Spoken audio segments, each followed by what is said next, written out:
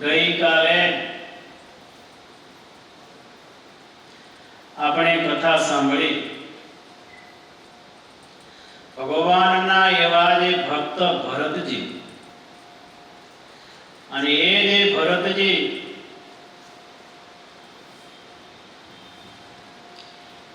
એક મૃગલાના બચ્ચાની અંદર એને બંધન થયું.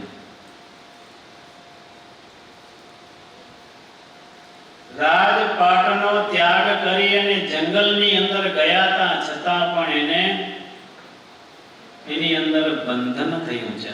એ બંધનમાંથી છૂટવાને માટે આ જે જીવાત્મા છે, જેવા જેવાઓ કર્મ કરે છે, અને એ જે કર્મનો જે દંડ છે આ જીવાત્માને ભોગવવો પડે છે.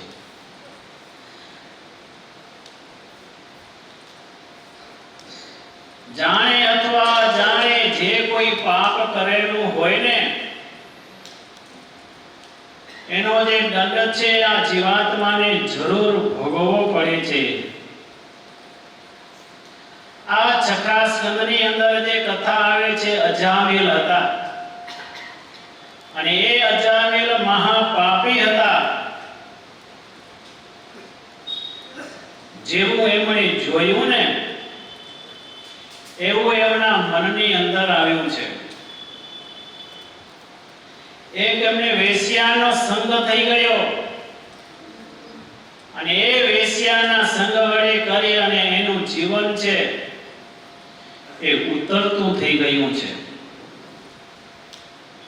અને એવામાં એક સંતનો એમને જ્યારે યોગ થયેલો છે, અને એ સંતના યોગ વડે કરી અને એના બાળકનો જન્મ થયો ને ત્યારે નારાયણનું નામ રાખ્યું છે.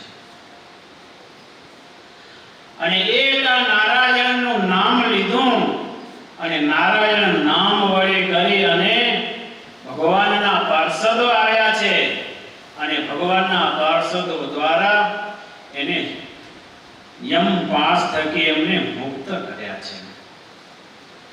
એટલે કે આ જે જીવાત્મા જેવું જેવું કર્મ કરે છે એવું દુઃખ તો એ જીવાત્માને જરૂર ભોગવવું પડે છે.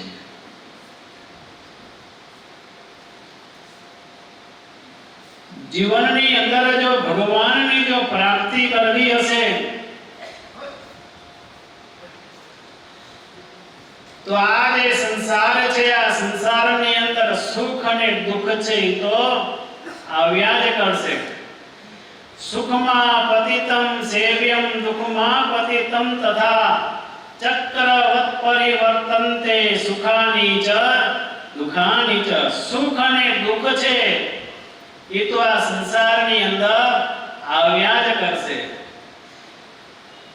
એક પૈડાની માફક સુખ અને દુઃખ આવે છે, પણ જો ભગવાનની જો પ્રાપ્તિ કરવી હશે તો એ સુખ અને દુઃખને નહીં ગણકારીએ ને તો જ આપણને ભગવાનની પ્રાપ્તિ થશે. જો પ્રહલાદજી હતા અને એમના પિતા હતા હિરણ્યકશિપુ, અને એમને કેટલું બધું દુઃખ દીધું. હાથીના પગ ઉપર કચેડવામાં આવ્યા, કેટલાય રાક્ષસો દ્વારા એમને મરાવવા માટે પ્રયત્ન કર્યા, છતાં પણ એક પ્રહલાદજી ભક્ત હતા ને એક અડગ રહ્યા છે. પ્રહલાદજી ભક્ત જ્યારે અડગ રહ્યા છે ને અંતે એમનો વિજય થયો છે.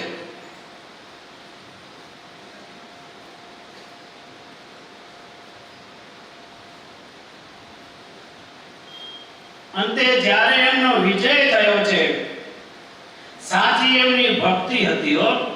આ જે પ્રહલાદજી હતા એમની ભક્તિ સાચી હતી, ઘણું બધું સહન કર્યું છે.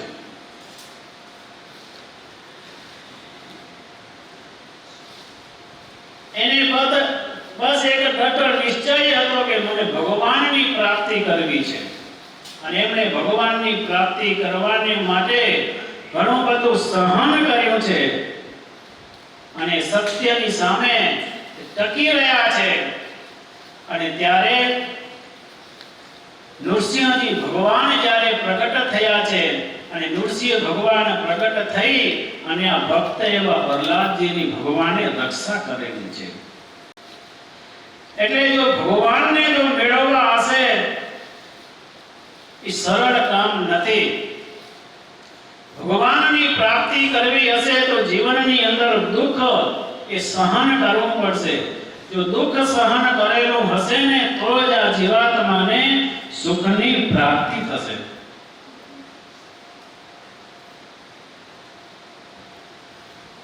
માટે જીવનની અંદર જ્યારે ભગવાનની પ્રાપ્તિ કરવાની છે આપણને, ત્યારે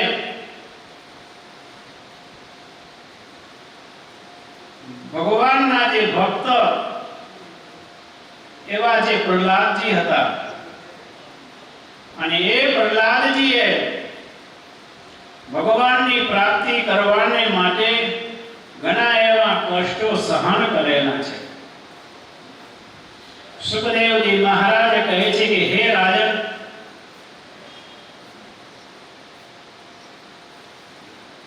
ત્યારબાદ સુખદેવજી મહારાજ પરીક્ષિત મહારાજાને આગળ કથા સંભળાવતા એમ કહે છે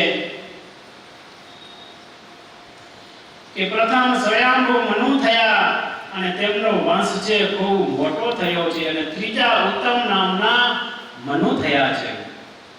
એમના 4 પુત્રો થયા છે. ચોથા તામસ મનુ થયા, અને એ મન્વંતરની અંદર ભગવાન શ્રી હરિનો અવતાર થયો છે.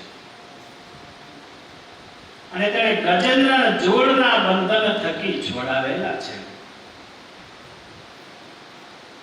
સુખદેવજી મહારાજ એમ કહે છે ક્ષીર સાગરને કિનારે ચિત્રાકૂટ પર્વતની તળેટીમાં એક મદોન્મત્ત હાથી રહે છે, અને એ હાથીને મોટો પરિવાર, અને એક દિવસનો સમય અને ઉનાળાના તાપથી તપેલો તે હાથી આદિ બપોરે પરિવારની સાથે સરોવરની અંદર એ પાણી પીવાને માટે ઉતર્યો છે. સૂંઢની અંદર પાણી ભર્યું, પાણી પીવાની તૈયારી કરે છે.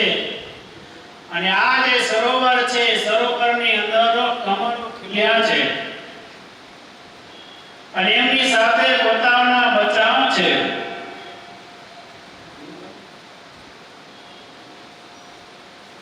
સુખદેવજી મહારાજ કહે છે કે હે રાજન, અને આ પરિવારના પ્રેમમાં જે હાથી છે એ પાગલ થયો છે. જીવાત્માની એ જ નબળી કડી કે પરિવારના પ્રેમમાં પાગલ થઈ ગયો છે. અને આમ કરતા કરતા એ સરોવરની અંદર એમણે જ્યારે પ્રવેશ કર્યો છે, અને એમનો પગ મગરે પકડ્યો છે. એને ખબર પડતી નથી કે કાળ પોતાની તરફ જ્યારે મોઢું ફેરવીને જ્યારે તાકી રહ્યો છે, આજે એને ખ્યાલ નથી કે હું ભલે મારી રીતે કહેવાતા આનંદથી આજે હું જ્યારે જીવી રહ્યો છું, અને આજે ગજેન્દ્ર પોતાના પરિવારની સાથે આજે આનંદમાં હતો, અને એ સમયે એક મોટો જૂળ એ મગર સરોવરની અંદર હતો, અને એમણે આ હાથીનો પગ પકડ્યો છે. મોત જ્યારે પગ ઝાલે ને ત્યારે આ જીવાત્મા છે એ છૂટી શકતો નથી. જોડ ગજેન્દ્રનો પગ પકડી ઊંડા પાણીની અંદર જ્યારે ખેંચવા લાગ્યો છે, અને હાથી છે એ બહાર ખેંચે છે, આમ તાણા ખેંચ થવા લાગી છે. પાણીમાં હવે જોડનું બળ છે વધવા લાગ્યું, અને આજે હાથી ચીસો પાડવા લાગ્યો છે. નિરાધાર ગજેન્દ્ર આજે ઊંડા પાણીમાં ખેંચાવા લાગ્યો છે. હવે આજે એનું મૃત્યુ નજીક આવ્યું છે. ગજેન્દ્ર એકલો પડી ગયો. સગા સંબંધીઓ છે ને હવે બધા એમને મૂકીને ચાલ્યા ગયા છે. હવે અત્યારે કોઈ નથી બાજુમાં, અને એ મૃત્યુના મુખમાં જઈ રહ્યો છે. જંગલમાં રહેતી વખતે મને ભગવાન યાદ આવ્યા હોત ને તો જંગલની અંદર ઘણા બધા ફળો પુષ્પો સૂંઢથી પકડીને ભગવાનને આપત. પણ અરે અત્યારે તો હું એકલો પડી ગયો છું, કોઈ નથી. પણ આવી મુશ્કેલીની અંદર આજે એમણે ભગવાનને યાદ કરેલા છે. જે પસ્તાવો અંતમાં મૃત્યુ સમય થયો છે અને એ પસ્તાવો જીવના આરંભમાં થાય ને તો એ મૃત્યુના સમયે ભગવાન છે એમને તેડવાને માટે આવે છે. ગજેન્દ્ર પોતાની સૂંઢ વડે સુંદર કમળનું ફૂલ તોડી આકાશની સામે ધર્યું અને આકાશની સામે ધરતી વખતે આજે પસ્તાવાની સાથે આજે આર્તનાદ કરેલો છે કે હે પ્રભુ, હું આપને શરણે છું, તમે મારું રક્ષણ કરો.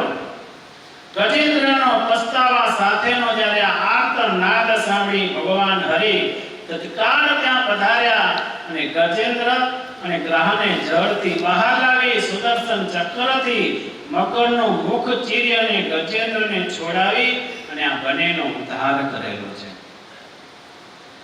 આ ગજેન્દ્ર પાણીમાં રહેલો ગ્રહ બની શાપિત આત્મા હતો અને એક સમયે દેવલ ઋષિ સરોવરની અંદર જ્યારે સ્નાન કરવાને માટે પધારેલા અને એવામાં હુહુ નામનો જે ગંધર્વ સ્નાન કરતો હતો અને ગંધર્વને દેવલ ઋષિની મસ્કરી કરવાની ઈચ્છા થઈ છે અને મસ્કરી કરી અને ઋષિ શાંતિથી સ્નાન કરતા હતા. હુહુ નામના ગંધર્વે પાણીમાં ડૂબકી મારી અને અણધાર્યા ઋષિના પગ પકડ્યા. પાણીમાં ખેંચવા માંડ્યો. ઈરાદો ગમત માટે ઋષિને ડરાવવાનો હતો, પણ ઋષિ તો જાણી ગયા કે આ મારા પગ છે, કોણ પકડ્યા છે. જળચર પ્રાણી નથી, કોઈ માનવ હાથ લાગે છે. ઋષિએ કહ્યું, ભગવાને તને દેવ માનવ બનાવ્યો છતાં પણ તારે આ જે સ્વભાવ મગર જેવો જ રાખવો હોય ને તો તું મગર થઈ જા. દેવળ ઋષિનો સાથ હુહુ નામનો ગંધર્વ તત્કાળી મગર થઈ ગયો છે. માફી માંગી ઋષિના પગમાં આડોટવા લાગ્યો. ઋષિએ અનુગ્રહ કર્યો કે મગરના રૂપમાં તું આ સરોવરની અંદર રહેજે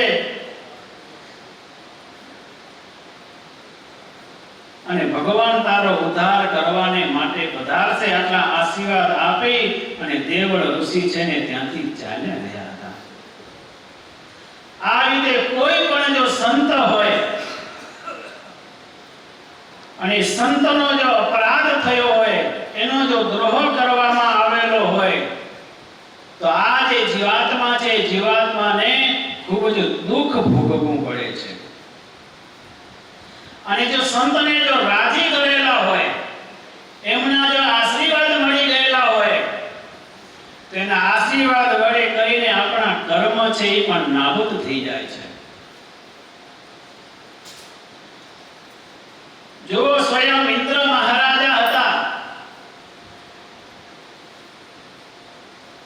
અને એ જે ઇન્દ્ર છે હાથી ઉપર બેસીને આવતા હતા, સામેથી દુર્વાસા મહર્ષિ આવ્યા અને એનું સન્માન ન થયું. ઋષિ આવતા હતા, જ્યારે એનું સન્માન થયું નહીં, હાર પહેરાવ્યો તો હાર પણ હાથીના ગત્ય સ્થળ ઉપર મૂકી દીધો. એટલે આ દુર્વાસા ઋષિનો પછી ક્રોધ છે આસમાને ચડી ગયો છે અને એ દુર્વાસા મહર્ષિએ એમને શ્રાપ આપ્યો છે કે તું આ લક્ષ્મીમાં અંત બની ગયો છે, માટે તો આ લક્ષ્મીજી સહિત આ જે બધી જે વનસ્પતિઓ છે એ બધા સમુદ્રની અંદર લીન થઈ જાવ. એક આ દુર્વાસા મહર્ષિ હતા અને એ દુર્વાસા મહર્ષિએ જ્યારે શ્રાપ આપ્યો એને કારણે આખી ત્રિલોકી દુખી થઈ છે. ક્યાંય ખાવાનું ન મળે, ક્યાંય ખાવા પીવાનું એને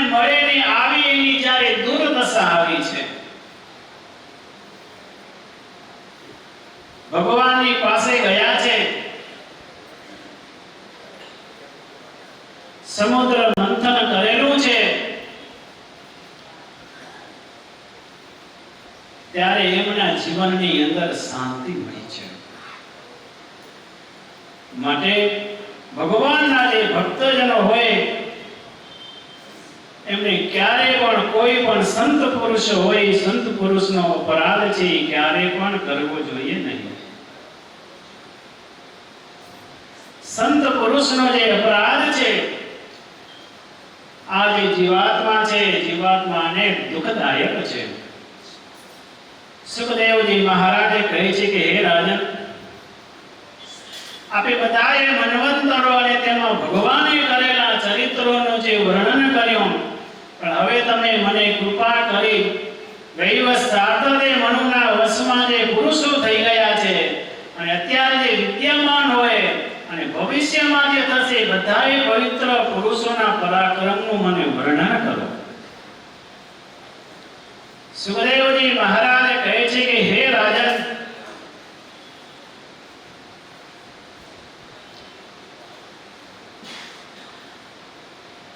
મનુવંશનું વર્ણન છે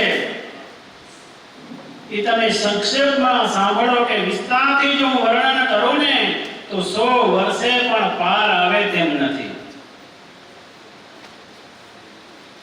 કલ્પને અંતે ભગવાન છે, ભગવાન એકલા જ હતા અને એમના નાભી કમળમાંથી બ્રહ્માજી પ્રગટ થયા છે. બ્રહ્માના મનમાંથી મરીચી થયા છે અને એ મરીચીના કશ્યપ થયા અને એ કશ્યપના વેવસ્વાન સૂર્ય અને વેવસ્વાનના સાર્થદેવ મનુ થયેલા છે.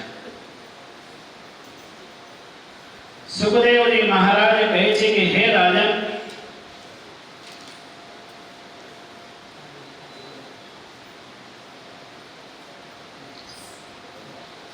એ બ્રહ્માના મરીચી થયા છે, એમના કશ્યપ થયા છે અને એમના વિવસ્વાન સાર્થદેવ મનુ થયા છે. એમના વંશની અંદર શ્રેયાતિ રાજા થયા છે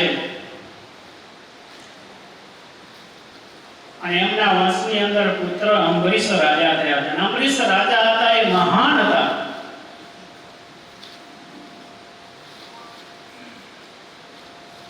અને એમના વંશની અંદર ઈશ્વાકુ નામના પુત્ર થયા છે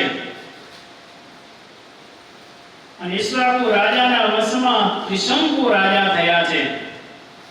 સુખદેવજી મહારાજ કહે છે કે હે રાજન, એમના વંશની અંદર હરિશ્ચંદ્રના રોહિત થયા અને રોહિતના સગર રાજા થયા છે. અને આ જે સગર રાજાના 60,000 પુત્રો હતા. ગુરુ ઔર ઋષિની આજ્ઞાથી સગર રાજાએ અશ્વમેઘ યજ્ઞ કરાવેલો હતો. એમના વંશની અંદર અંશુમાન થયા. અંશુમાન પુત્ર દિલીપ થયા છે અને દિલીપના ભગીરથ રાજા થયા છે. સુખદેવજી મહારાજ કહે છે કે હે રાજન, અને આ ભગીરથ રાજાના વંશની અંદર ખટવાંગ રાજા થયા છે.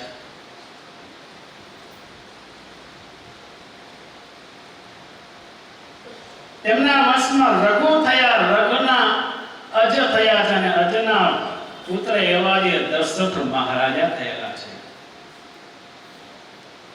આ જે દશરથ મહારાજ છે, અયોધ્યાપુરીની અંદર રઘુકુળ શિરોમણી દશરથ નામે રાજા, અને જેમનું નામ વેદની અંદર પણ પ્રસિદ્ધ છે.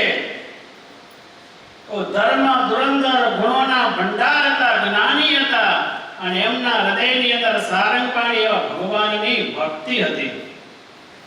અને આ દશરથ રાજા પોતાની પ્રજાનું પુત્રવત પાલન કરી રહેલા હતા. અને આ દશરથ રાજાને 3 પત્નીઓ હતી. કૌશલ્યા, સુમિત્રા અને કૈકેયી. મહારાજા દશરથને કોઈ સંતાન ન હતા. મહારાજા દશરથ પોતાની પ્રજાને હિંસક પ્રાણીઓના ત્રાસથી બચાવવા સાંજના સમયે એ જંગલમાં નીકળતા. એ સપ્તવેદી હોવાથી અંધારામાં અવાજ ઉપરથી નિશાન લઈ શકતા. તે અચાનક અવાજ સાંભળીને દિશામાં બાણ છોડ્યું, પરંતુ કોઈ માનવીની એ વખતે ચીસ સંભળાવાની છે. અને એ વખતે ભગવાનના જે ભક્ત છે એવા જે શ્રવણ કુમાર છે એ પોતાના અંધ એવા માતા પિતાની સેવા કરતા હતા. કાવડની અંદર બેસાડી અને માતા પિતાને યાત્રા કરાવવાને માટે નીકળેલા હતા. અને એમને તૃષા લાગી છે, તરસ લાગી એટલે પાણી ભરવાને માટે આવેલા છે. અને આવા સમયે દશરથ રાજાએ જ્યાં બાણ છોડ્યું એને એમ કે કોઈ પ્રાણી છે, અને આમ જાણીને જ્યાં બાણ છોડ્યું એ વખતે આ બાણ છે શ્રવણની છાતીને વિંધી નાખી છે.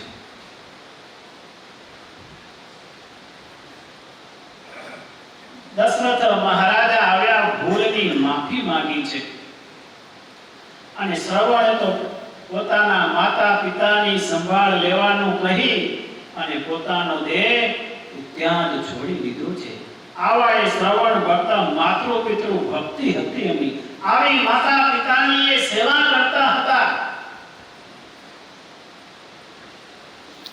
માતા પિતા અંધ હતા છતાં પણ એ પોતાના માતા પિતાની એ આવી સેવા કરતા હતા. અને આજે આપણે કોઈને માતા પિતાની સેવા ગમતી નથી. માતા પિતાના જે ઋણો છે આ પુત્ર ઉપર ઘણાઓ છે. તો આજે અંધ છે એવા માતા પિતાની સેવા છે શ્રવણ કરતા હતા. અને આજે દશરથ મહારાજા પાણીનો ઘડો ભરી અને આજે એમના જે અંધ માતા પિતા છે ને પાણી દેવાને માટે આવ્યા છે.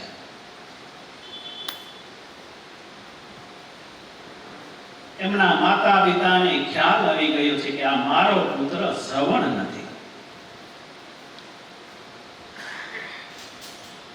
એમણે કહ્યું કે અમારો શ્રવણ ક્યાં ગયો? ન છૂટકે દશરથે બધી વાત કરી છે અને વિયોગનો કપરો આઘાત હતો.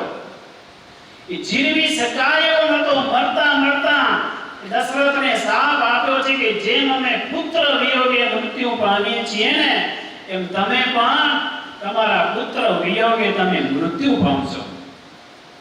આ શાપ આપી શ્રવણના માતા પિતાએ પણ ત્યાં જ એમને દેહ છોડી દીધો છે. અને એ શ્રવણ તલાવડી તરીકે જાણીતું છે. દંપતીના શાપથી આજે દશરથ મહારાજા છે ને એ દુખી થયા છે. શ્રવણના પવિત્ર માતા પિતાએ તમને શ્રાપ આપ્યો છે, પણ આ શ્રાપની અંદર આશીર્વાદ છુપાયેલા છે. એ પરિચિત સમય જતા દશરથ મહારાજાને અયોધ્યાનું રાજ્ય કરતા ઘણા વર્ષો વીતી ગયા, પણ જીવનનો આજે મધ્યમ કાળ પ્રાપ્ત થયો છે. યુવાની હવે પૂર્ણ થવા આવી છે, પણ આજે એમના જીવનની અંદર એકે સંતાન નથી. ત્રણ રાણીઓ હોવા છતાં પણ કોઈ પુત્ર નથી.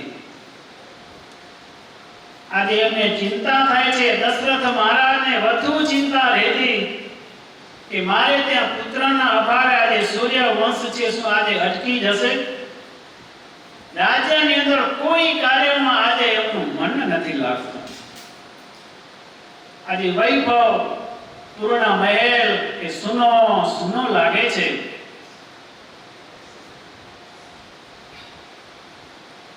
સૂર્યવંશની અભિવૃદ્ધિ ચાલુ રહેવાની શુભેચ્છા તેમણે ગુરુ વશિષ્ઠ મહારાજાની આગળ કરી છે.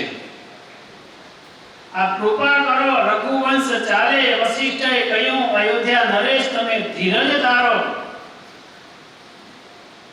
તમારે ત્યાં એક નહીં પણ ચાર પુત્ર થશે, જેમની યશ કીર્તિ ત્રિલોકીની અંદર ગવાશે. વશિષ્ઠજીએ ઋષ્યશૃંગ ઋષિને અયોધ્યા બોલાવી તેના દ્વારા પુત્રેષ્ઠી યજ્ઞ કરાવેલો છે. અને આહુતિઓ આપતા યજ્ઞની સમાપ્તિમાં અગ્નિ કુંડમાંથી સ્વયં નારાયણ પ્રગટ થયા છે.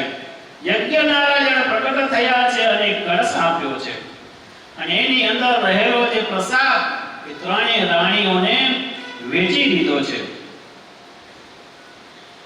સુખદેવજી મહારાજે કહે છે કે હે રાજન, હવે આ પૃથ્વીનો ભાર હળવો કરવા જગતમાં જીવોના હિતને માટે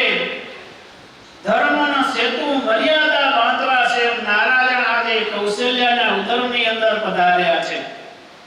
રાજ્ય મહેલમાં રાણીઓના શરીરની શોભા દિન પ્રત્યે આજે વધવા લાગી છે. સમય પછી સમય જતા 10મા માસની તિથિઓ જ્યારે આજે ગણાવા લાગી છે. ચૈત્ર માસ આવી ચૂક્યો છે. ચૈત્ર માસના સુદ પક્ષની આજે 9મી તિથિ છે. ભગવાનને પ્રિય અભિજીત મુહૂર્ત હતું, બપોરનો સમય હતો અને એવો પવિત્ર સમય લોકોને શાંતિને આપનારો હતો. અને મધ્યાહ્ને ભગવાનનો જન્મ થવાનો સમય જાણી બ્રહ્માદિ દેવો આકાશ માર્ગે આવ્યા અને એવામાં એકાએક પ્રકૃતિમાં પરિવર્તન થયું છે. મંદ સુગંધ અને શીતળ વાયુ વાવા લાગ્યો. સ્વર્ગમાં દેવોના ધુમધુમીઓ વાગવા લાગ્યા છે. ગંધર્વો અપ્સરાઓ નૃત્ય કરવા લાગી છે અને આકાશમાંથી પુષ્પની અને સુગંધીની અત્તરની વૃષ્ટિ થવા લાગી છે. અને બરાબર એવા મધ્યાહ્ન સમયે ભગવાન ચતુર્ભુજ રૂપે પ્રગટ થયા અને દેવોએ પુષ્પ વૃષ્ટિની સાથે જય ઘોષ કરેલો છે. બોલો શ્રી રામચંદ્ર ભગવાન. સુખદેવજી મહારાજ કહે છે કે હે રાજન, ભગવાનનું તેજ અનેક ચંદ્રમાના તેજસ્વીથી પણ વધુ આજે શીતળ શાંત છે. ચતુર્ભુજ નારાયણના દિવ્ય મંગળમય સ્વરૂપના દર્શન કરી આનંદમાં ગરકાવ થયેલા ગદગદ કંઠે પ્રાર્થના કરવા લાગ્યા છે કે હે દીનદયાળ, માં કૌશલ્યના હિતકારી પ્રભુ પ્રગટ થયા છે. આભૂષણો તથા વનમાળી ધારી રહેલા વિશાળ નેત્રોવાળા પ્રભુના દિવ્ય અલૌકિક રૂપના દર્શન કરી આજે મૈયા કૌશલ્યના ખૂબ આનંદને પામ્યા છે. જીવાત્માના કલ્યાણને માટે પોતાની ઐશ્વર્ય શક્તિ છુપાવી અને આજે ભગવાન છે મનુષ્યાકૃતિ ધારણ કરેલી છે. આજે આકાશમાં ગતિ કરતા સૂર્યદેવ પણ એ આનંદ વિભોર બન્યા છે અને સૂર્યદેવને પણ ખ્યાલ ન રહ્યો કે મારે અસ્તાચળ તરફ જવાનો સમય થયો છે. જ્યારે જ્યારે જીવનમાં આનંદની વસ્તી આવે ત્યારે સમયનું ભાન બોલાવે છે. પ્રેમ અને પરમાત્મા બંનેમાં જ્યારે ચિત્ત એકાગ્ર થાય ત્યારે સમયની મર્યાદાનો ખ્યાલ રહેતો નથી. ભગવાનના પ્રાગટ્યથી અવધેશ દશરથના આનંદથી કોઈ સીમા ન રહી અને એ આનંદમાં વળી વધારો થયો કે જ્યારે તેમને દાસીઓએ સમાચાર આપ્યા કે રાણી સુમિત્રાએ 2 બાળકોને લક્ષ્મણ અને શત્રુઘ્નને જન્મ આપેલો છે અને મહારાણી કૈકેયીએ પણ બાળક ભરતને જન્મ આપ્યો. આ દશરથ રાજાના આનંદનો કોઈ પણ પાર નથી. 4 પુત્રોના નામકરણ સંસ્કાર કરવામાં આવ્યા છે. સુખદેવજી મહારાજ કહે છે કે હે રાજન, 4 ભાઈઓ ધીમે ધીમે હવે મોટા થવા લાગ્યા છે. ભગવાન શ્રી રામ ભાઈઓની સાથે આંગણાઓમાં રમે છે. જમવાના સમયમાં દશરથજી બોલે છે કે કૌશલ્યા, મારો રાઘવ ક્યાં ગયો છે? એના વિના હું જમીશ નહીં. કૌશલ્યા કહે છે કે મહારાજ, એ તો સવારનો રમે છે, હું બોલાવું છું પણ આવતો નથી. દશરથ કહે તું એને જલ્દીથી બોલાવી લાવ, એને ભૂખ લાગી હશે અને આવશે પછી જ આપણે સાથે બેસીને જમીશું. જ્યારથી શ્રી રામજી અયોધ્યામાં પધાર્યા છે ને ત્યારથી દશરથ રામને જમાડ્યા વિના ક્યારે પણ ભગવાન જમતા નહીં. પરમાત્માને એ જ મેળવી શકે કે જેનો વ્યવહાર એમના અનુસંધાનની સાથે હોય. માટે તું ચાલ. રામ કહે છે કે માં, મને રમવામાં ખૂબ આનંદ આવે છે. હું હમણાં જમવા નહીં આવું. જેમ જશોદાજી જેમ બાળકૃષ્ણ પ્રભુને પકડવાને જતા ને, એમ આજે કૌશલ્યાજી પણ આજે ભગવાન શ્રી રાઘવને પકડવાને માટે જાય છે. આજે એની શું સાધના હશે કે જગતના માલિક એવા નારાયણને પકડવાને માટે જાય છે. કંઈક એવા પરમાત્મા નારાયણને માટે આજે વનનું સેવન કર્યું છે.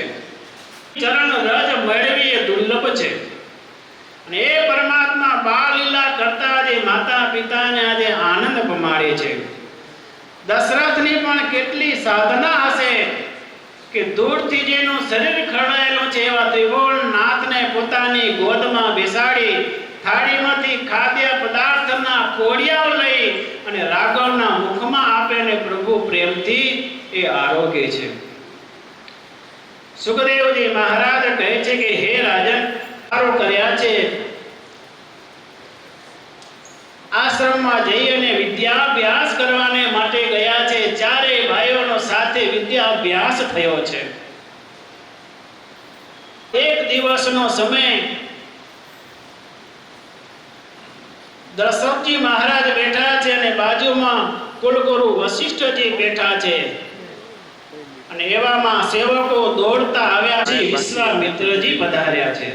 વિશ્વામિત્રનું નામ સાંભળતા અવધેશ એકદમ ઊભા થયા છે અને એમનું સ્વાગત કરેલું છે.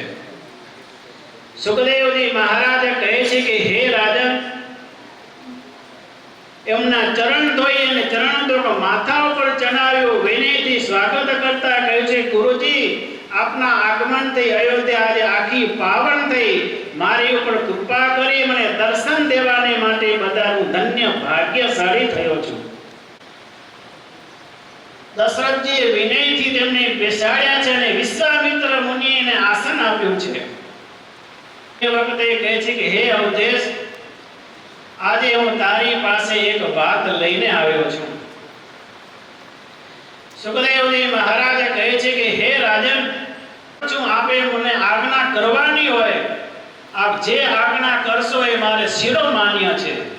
વિશ્વામિત્રને થયું કે હું માગીશ મને રાજા જરૂર આપશે.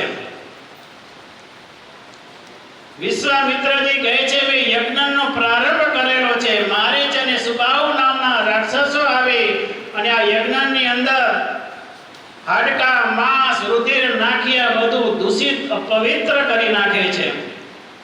યજ્ઞ રક્ષણને માટે તમે રામ અને લક્ષ્મણ મૂકો. રામ અને લક્ષ્મણ મને આપો. વિશ્વામિત્રની માંગણી સાંભળતા દશરથ મહારાજા નેત્રોથી નીચા ઢળી ગયા. વિચાર કરે કે આ ઋષિ આજે મારી પાસે ન માગવાનું માગ્યું છે.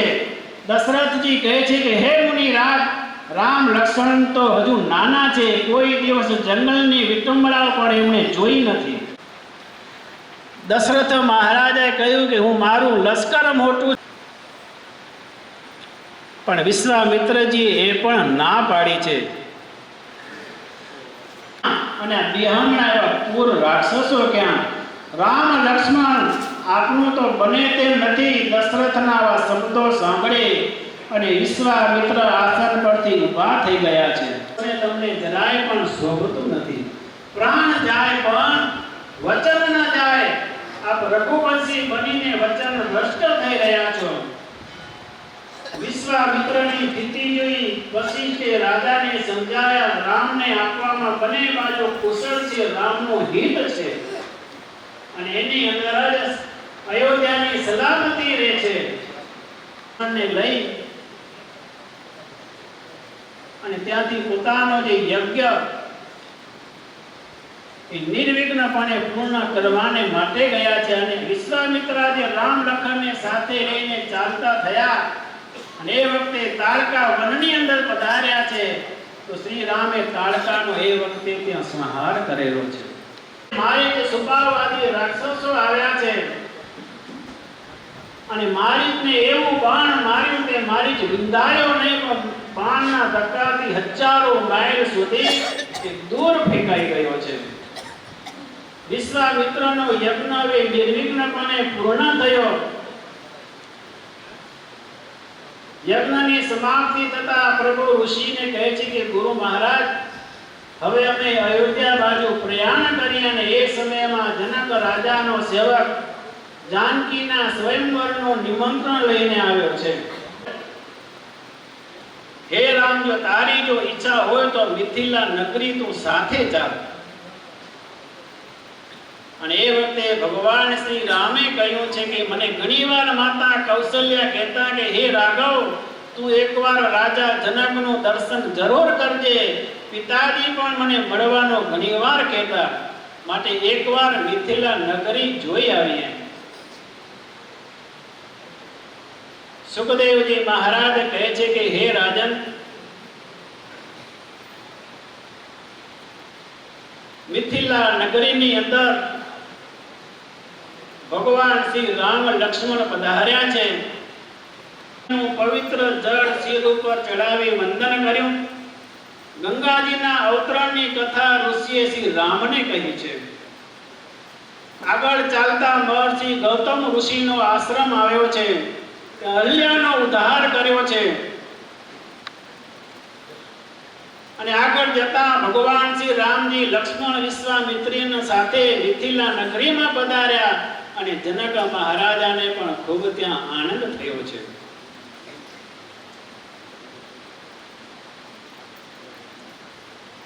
ગુરુ મહારાજની પૂજા માટે ભગવાન શ્રી રામ અને લક્ષ્મણ બગીચાની અંદર પુષ્પ લેવાને માટે પધાર્યા છે.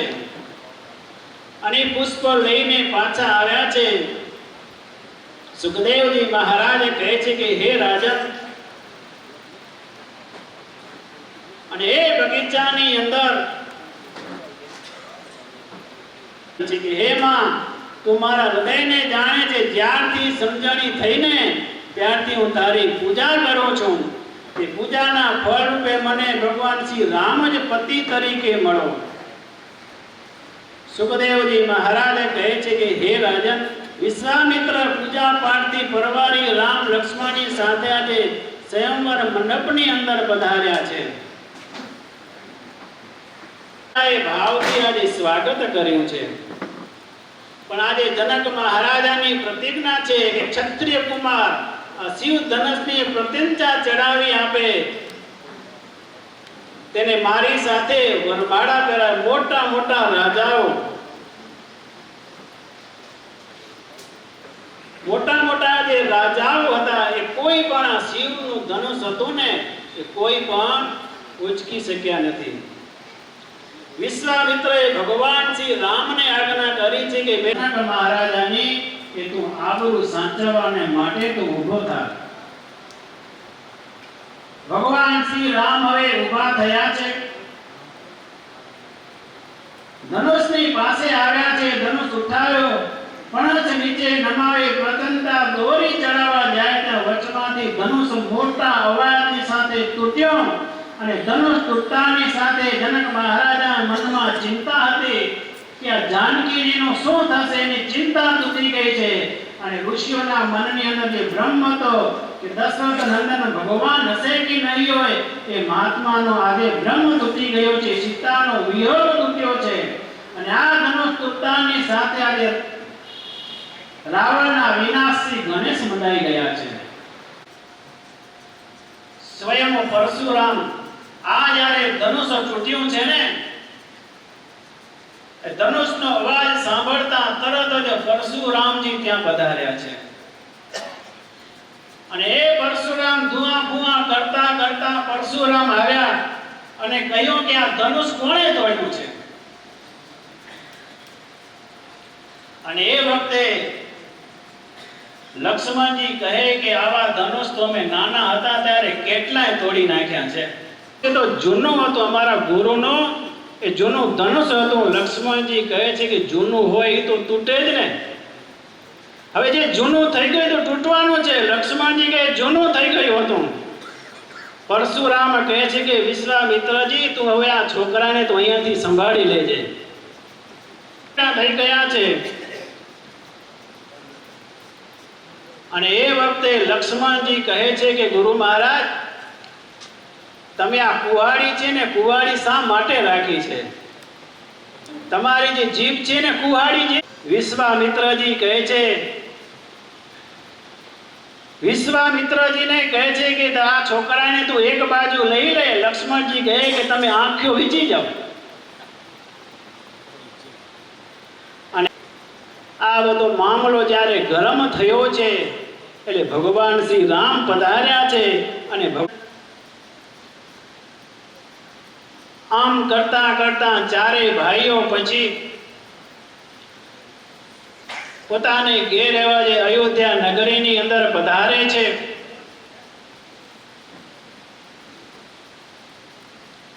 અને શત્રુઘ્ન અને ભરતને,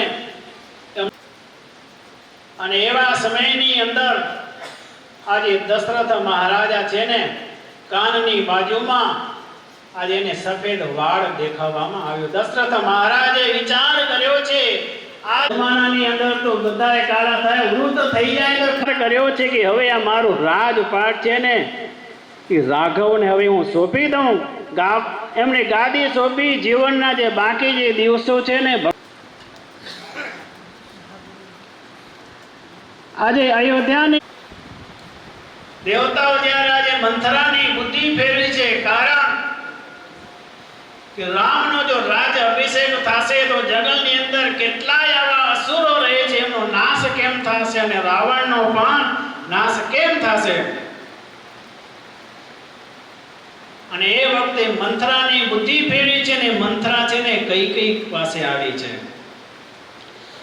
કૈકેયી પાસે આવીને કહ્યું છે કે હે કૈકેયી, મેં સાંભળ્યું છે કે કૌશલ્યાજી કહેતા હતા કે રામ રાજા બને પછી ભરતને કૈકેયી બનીને ગુલામ કરવા છે.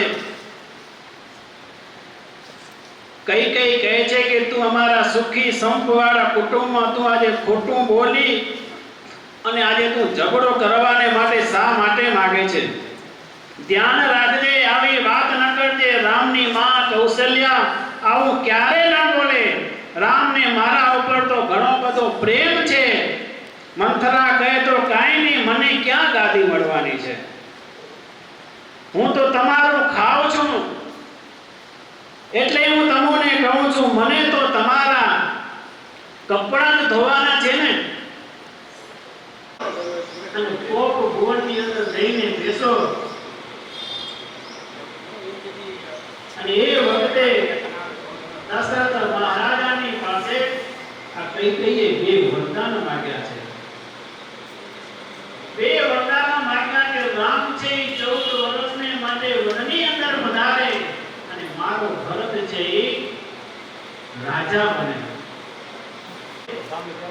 રામને બોલાવવામાં આવે છે. રામે કહ્યું પિતાજીને શું થયું છે, શું દશા થઈ છે, શું કારણ છે દુઃખનું? ત્યારે કૈકેયી કહે છે કે દુઃખનું જો કારણ હોય ને તો શું છે?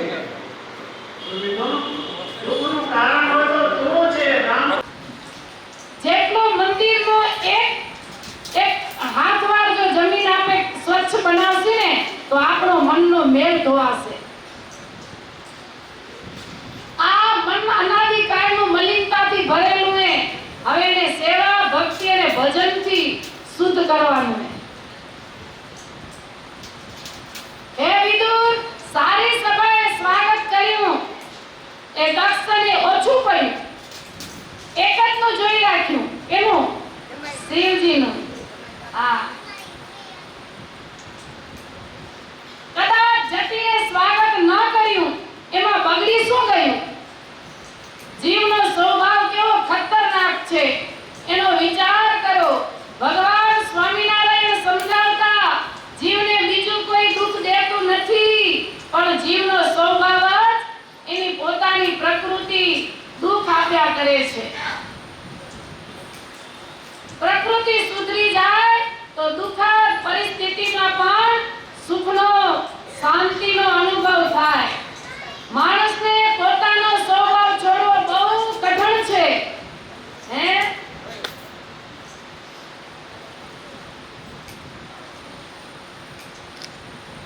પોતાનો સ્વભાવ છોડવો બહુ કઠણ છે. સ્વભાવ તો માણસના કારણ શરીર સાથે સંકળાયેલો છે. ઘણીવાર માણસ પોતાના વિચિત્ર ખરાબ સ્વભાવ જાણતો પણ હોય છે. ઘણા કહે છે, ભાઈ માટું નહીં લગાડીશ, મારો સ્વભાવ બહુ ખરાબ છે. પોતે પોતાના સ્વભાવને સમજતું પણ હોય છે. આવા માણસને કહેવું જોઈએ, તું જાણે છે કે તારો સ્વભાવ ખરાબ છે તો ખરાબ સ્વભાવને જતો કરને. રાખીને કેમ બેઠો છે? માણસ સમજે છે છતાં પોતાના સ્વભાવને છોડી શકતો નથી એ અભિમાનથી. તક્ષ અને શંકર ઊભા ન થયા તે સારું ન લાગ્યું. તક્ષ સભાસદો સામે જોઈ શ્રી જટી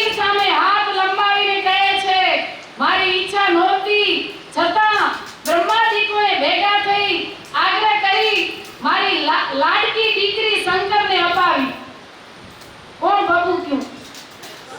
દક્ષ.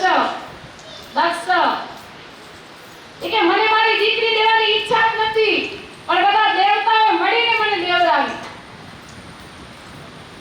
હું જાણતો હતો કે આ તો શમશાનમાં રહેનારો છે, આ ભૂત સાથે રહેનારો છે, આનું નામ શિવ ખોટું પાડ્યું છે, આ તો અમંગળની ખાણ છે.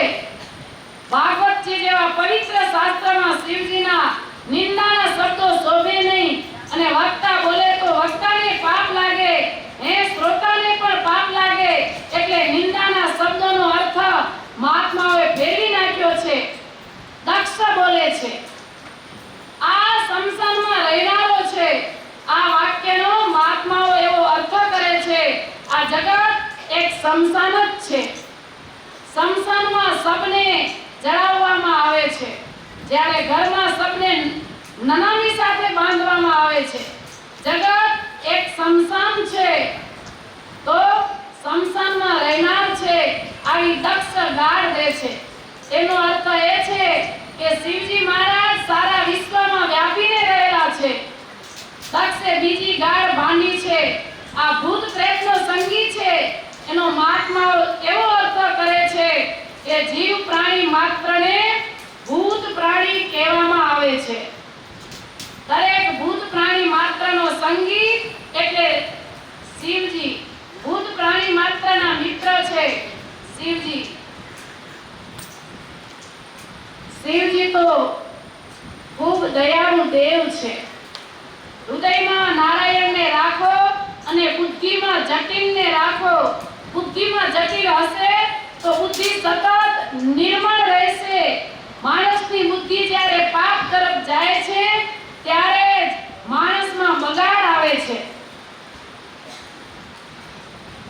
શ્રાવણ માસમાં તમે જોજો, સવારના 4 વાગ્યાથી માણસો પાણીનો લોટા શિવ માથે રેડવા જાય છે. એક શિવ ભક્ત આવે, લોટો પાણીનો શિવજીના મસ્તકે રેડી, બે બીલીપત્ર મૂકી ચાલતો થાય, પાછળ બીજો ભક્ત ઊભો જ રહે. બે બીલીપત્ર મૂકી ચાલતો થાય, ત્રીજો આવે. એ ભોળાદેવ દરેક ભક્તની પાણીના અભિષેકથી કરવાની પૂજાને પણ સ્વીકારી લે છે.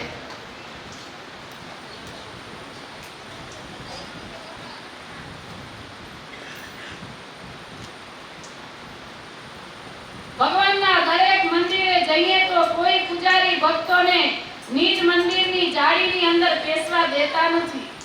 ભક્તો જે કંઈ પૂજાપો લાવ્યા હોય તે પૂજારીને આપવો પડે અને પૂજારી આપણા વતી ભગવાનના ચરણમાં ચડાવે. પણ આપણને સીધા ચડાવવા ન દે. એમ નારાયણના ચરણનો સીધો સ્પર્શ દુર્લભ છે, પરંતુ જટિલના શિવાલયના બહારના દરેકને માટે 24 કલાક ખુલ્લા હોય છે. નારાયણના ધામમાં જતા ઘણી તકલીફ ભોગવવી પડે છે. નારાયણને ચોખ્ખું હૃદય વાળો ભક્ત બહુ ગમે છે.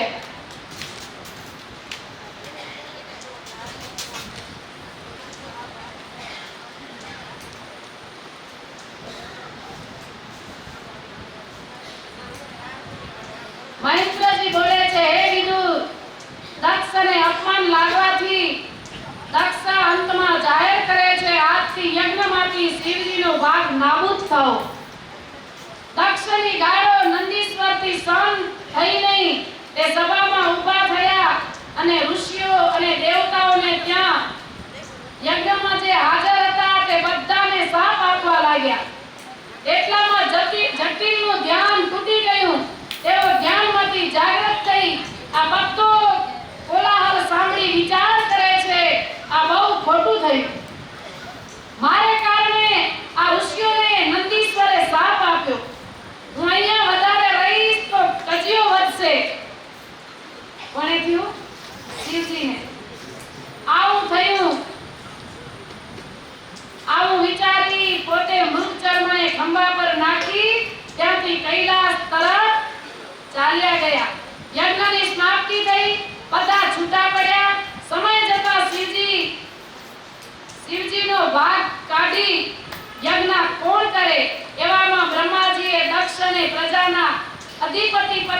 સ્થાપન કર્યા. દક્ષ એક તો ઉદ્ધત હતો અને તેમાં અધિકાર મળ્યો. પછી જ્યારે દેવતાઓ બ્રહ્માએ ફરી યજ્ઞ કર્યો ને ત્યારે દક્ષને યજ્ઞના મેન બનાવ્યા. તેથી વધારે ઉદ્ધત બન્યો. અધિપતિ પદ મળવાથી દક્ષનું ભૂંડું વધારે થયું. એનું જ નામ વિભૂત છે કે જેમ અધિકાર મળે એમ અભિમાન ઘટે. નમ્ર બને એનું જ નામ સજન છે. જેમ જેમ સત્તા મળતી જાય તેમ તેમ સંતોના ચરણમાં અનુરાગ વધતો જાય. વૃક્ષની ડાળીને ફળ લાગે છે ત્યારે નીચી નમે છે, પણ માણસ આલોકની મોટાઈ મળે ત્યારે કેતમાં ઊંચો જોઈને ચાલે છે. સપૂચો કેળથી બેવડો વળી જઈશ. માણસે અધિકારનું અભિમાન છોડી ભગવાનના આશ્રયનું બળ રાખવું. અભિમાન માનવના જીવનને નાશ કરે છે.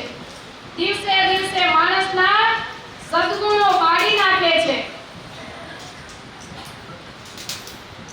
એટલે તુલસીદાસજીએ કહ્યું ખબર ને, કનક તજો કામિની તજો તજો ધાતુ ગોસં તુલસી લઘુ ભોજન કરી જીવે માન કે રંગ જીવે માન કે રંગ.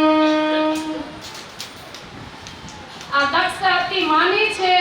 તેને વિચાર કર્યો, શંકરનો ભાગ યજ્ઞમાંથી કાઢી મારા સિવાય કોઈ યજ્ઞ કરશે નહીં.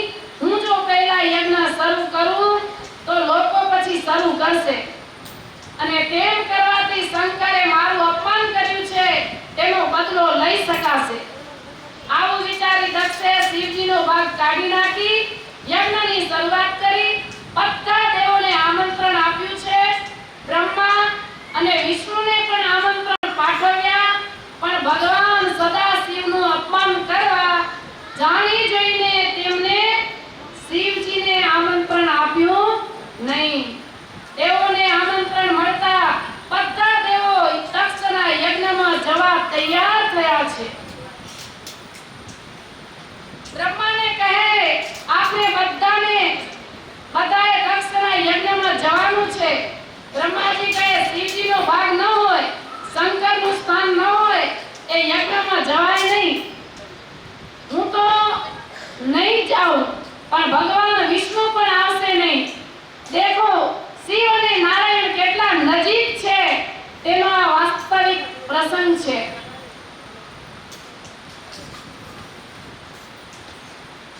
આ વાક્યમાં માનસવાળાઓએ ખ્યાલ નથી કે શિવ અને નારાયણનું તો એકાત્મપણું છે. નારાયણનું નામ ભાવથી લઈએ એટલે તેમાં શિવ રાજી થાય છે.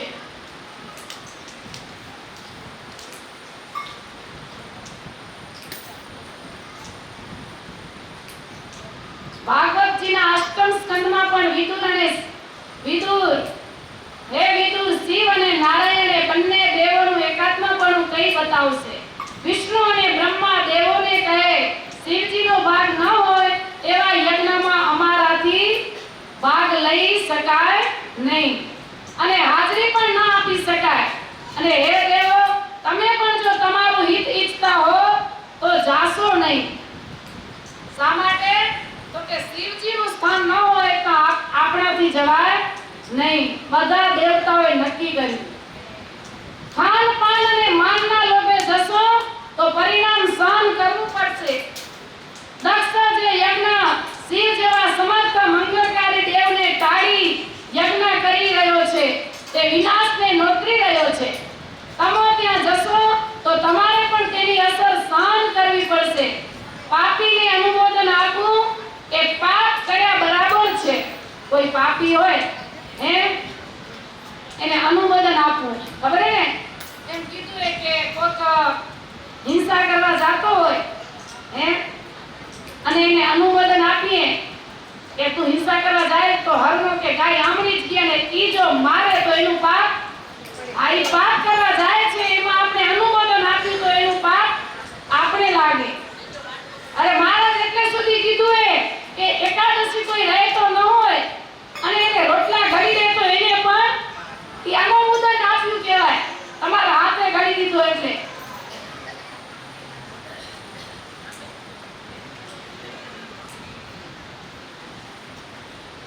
દારૂ પીનારો બનાવનારો બધાને સરખું પાપ લાગે.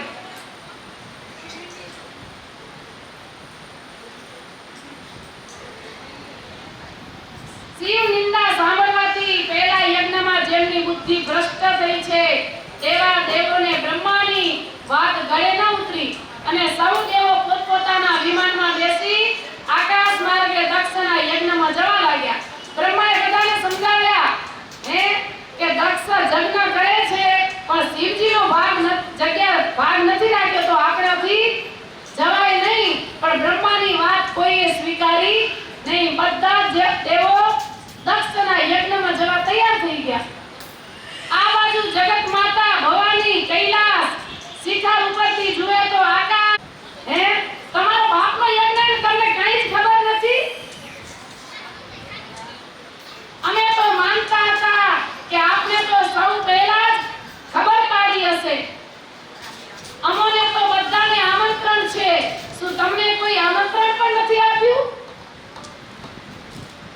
તમારા પિતાજી કોઈએ ના કર્યો હોય એવો મોટો પામે છે. શું કેરા આમંત્રણ મળે ને જાય એ તો વ્યવહાર છે પણ વગર આમંત્રણે જાય એને અપમાન મળે છે.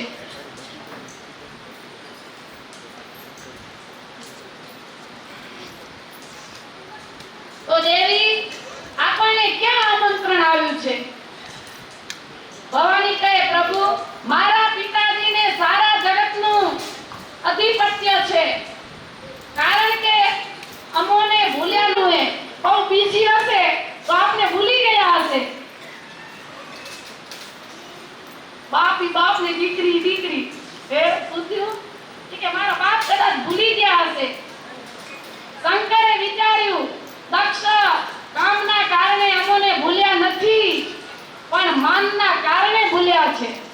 શું કહેરા શિવજી? હા દેવી તમારા પિતા અમને કામને કારણે નથી ભૂલ્યા અભિમાનને કારણે ભૂલ્યા છે.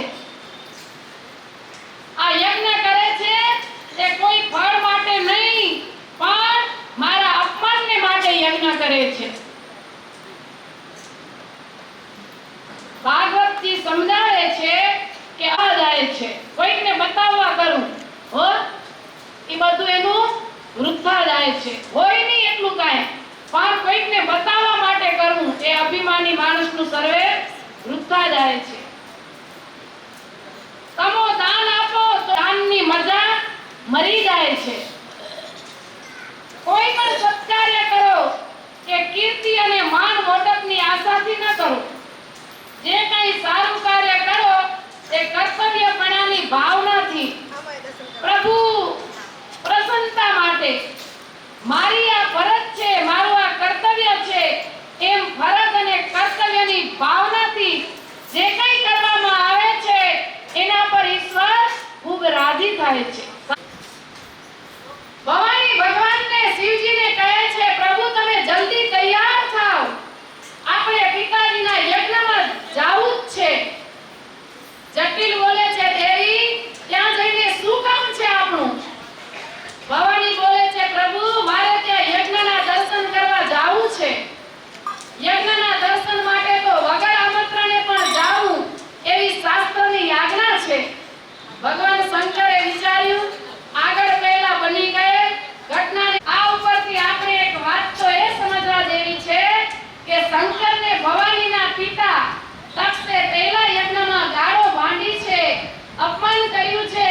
એ ઘટનાને વર્ષો ગયા છતાં શંકરે ભવાનીને તેની ગંધ પણ આવવા દીધી નથી. કેટલું જો યજ્ઞમાં કેવું સમસમમાં રહેનારો ભૂત પેટને બાળનારો કેવું બોલ્યા હતા પણ આજ સુધી એના દંપતીને એને વાત નથી કરી લો કે તારા પિતાને ખબર નથી એટલે કે જાવું છે. જો તેના પતિને પહેલે ગાળો દીધી દીધી એને જો શંકરે ખબર નાખે, પણ એને ખબર નથી પડી લો એટલી કે તારા પિતાએ મને આમ કહ્યું હતું એમ.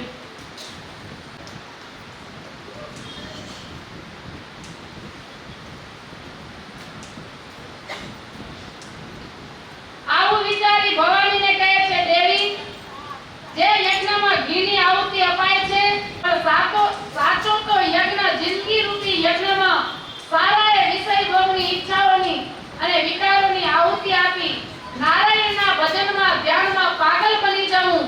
બાકી તો હે દેવી, આવા યજ્ઞ દુનિયામાં કેટલાય થાય છે અને થવાના છે. સકામ યજ્ઞની આવા સકામ યજ્ઞોની ભગવાન રાજી થતા નથી.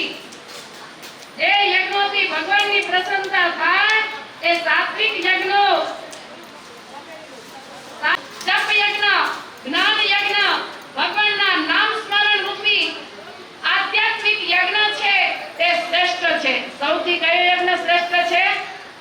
જપ. મારા બાપુજી વારે વારે મને કીધા જ કરે છે, ટોચરિંગ કર્યા કરે છે કે તું દારૂ પીવે છે, તું આમ કરે છે, તેમ કરે છે. કે હું એને ઓળખતો તો, ભાઈ આવી ભૂલો આપણી પાસે થાય છે કે નથી થતી?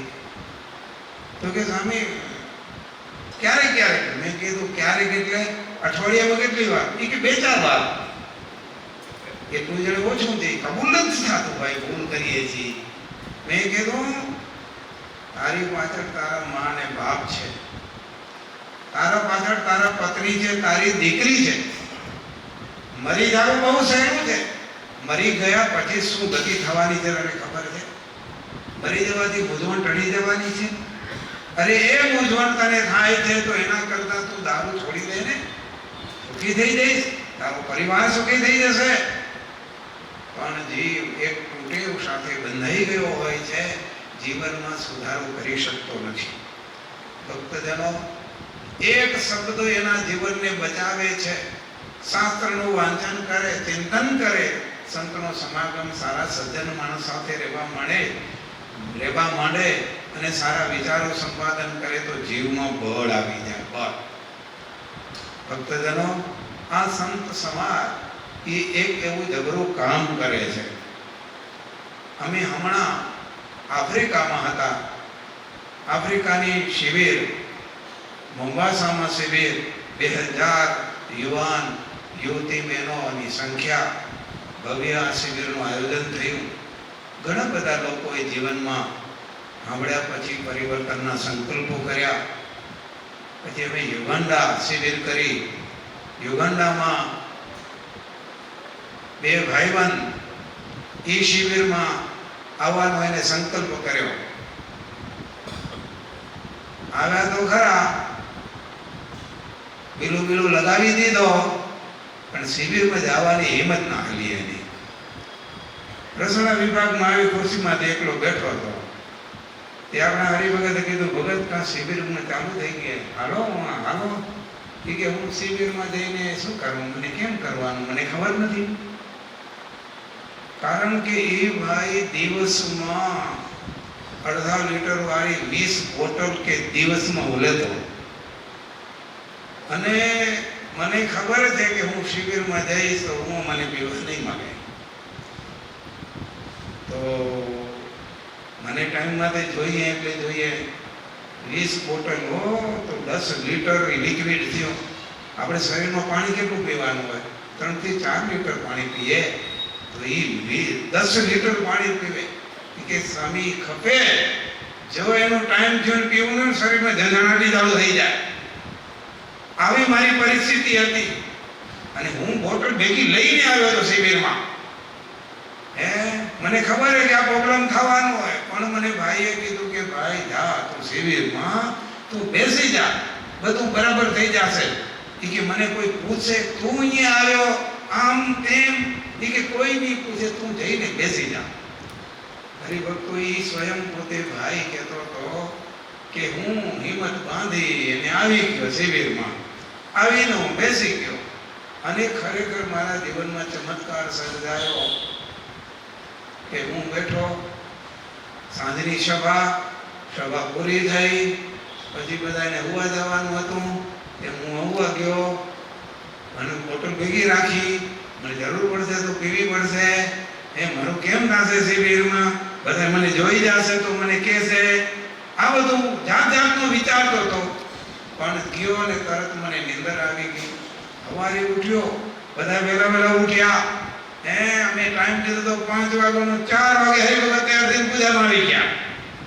હા, પછી ઘણા જણા આવે એટલે હોઈએ ન હોય બધા, પછી કે હું વહેલો ઉઠી ગયો, બધા ધોતિયું પહેર્યું, હું ધોતિયું પહેર્યું, સાલ ઓઢી. બધાને નવાઈ લાગતી હતી મને જોઈને કે આ આઈટમ આવી શું કરવાની એ કે બધા ઓળખતા હતા મને હારી પેટે. પણ હરિભક્તો એક દિવસ આખોડી પૂજા કરી, પછી એના સમય પ્રમાણે શિબિર આખો દિવસ એટેન્ડ કરી, બીજો દિવસ થયો પછી એને તાલાવીલી લાગી કે મારે સંતોને મળવું છે, સંતોને મળવું છે. હવે સંતો બધા એક બિઝી શેડ્યુલ હોય, બધા લેસનમાં લાગેલા હોય, એ એક સ્વામી કને જાય તો બીજા સ્વામી કને બિઝી, બધા એમ કરતા એક બે સંતોને મળ્યા. પછી મને પણ મળ્યો, પછી વાતો કરી કે સ્વામી, એ કે સ્વામી બહુ આનંદ આવી ગયો. મને શેના આનંદ આવ્યો? મને જરૂર નથી પડી કે. મેં કીધું શેની? તો કે મારું આમ છે કે 20 બોટલ પીનારો હું વ્યક્તિ છું, બોટલ પીવું એની સાથે સિગારેટ પણ મને જોઈએ. આ બધા મારા વ્યસન હતા, પણ ખબર નહીં કેમ થયું, મને કાંઈ જરૂર નથી પડી. આખો દિવસ હું ફ્રેશ બેઠો છું અને બધા મને જોઈને બધા કે આશ્ચર્ય થાય છે. હરિભક્ત જનો મને કે સ્વામી મને આમ કેમ થઈ ગયું, હું રહી નાખું ને કેમ થયું? મેં કીધું જો ભાઈ, આ સંતો આવ્યા છે, નરનાળ ભગવાનનો આશીર્વાદ લઈને આવે છે, મહાન સ્વામીનો આશીર્વાદ લઈને આવ્યા છે. આ સંતો આ કંપાલાવાસી હરિભક્તો માટે શુભ ભાવના લઈને આવ્યા છે, અને એ સાધુના તને દર્શન થયા, એ સાધુની તને વાણી સાંભળવા મળી, એ નરનાળ ભગવાનનો પાવર, મહાન સ્વામીનો આશીર્વાદ તને મળ્યો છે. હવે તો મજબૂત રહેજે કે સ્વામી હું એક નથી, અમારો ભાઈબંધ એવો જ છે કે. અને શનિ રવિના તો અમે તો શું વાતું કરીએ કે વાતું કરવા જેવી નથી, બધા લખાણે પૂરા છીએ. પણ હવે નક્કી થઈ ગયું સ્વામી, એમાં મારી પૂજાનું માળા ફેરવું, આંખી બીચીને બેઠો, મારો ફોટો તો એટલો વાયરલ થયો, વાત મૂકી દો.